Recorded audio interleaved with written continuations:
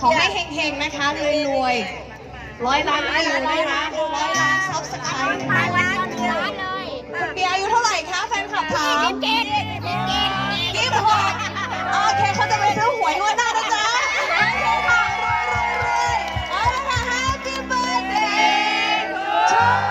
you เอาละเว้ยแฟนคลับ26นะคะวันหน้าตามกันด้วยนี่นะคะพี่นี่เป็นคนซื้อมาใช่ไหมคะวันนี้โอ้โหแล้วก็ได้เสื้อไปด้วยนะคะขอบคุณพี่มากๆเลยค่ะ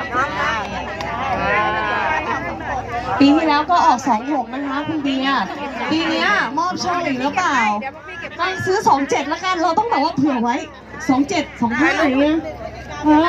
โอ้จัดไปเดี๋ยว1นี้นะคะซื้อค่อมๆไว้โอเคค่ะขอบคุณทุกคนมากๆนะคะแฟนคลับจ๋า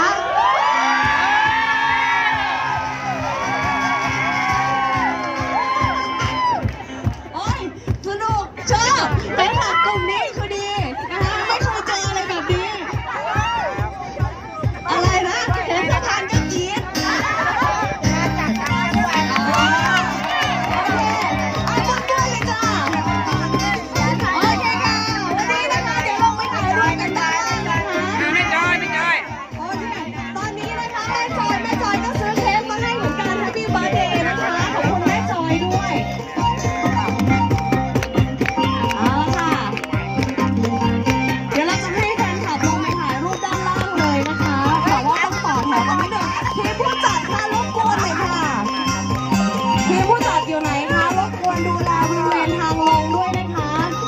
คอยบอกทางให้กับ FC ด้วย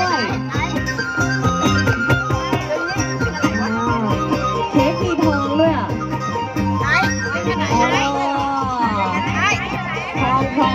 ทองคำแท่งด้วยนะคะโอ้ยช็อตนี้ต้องติดไป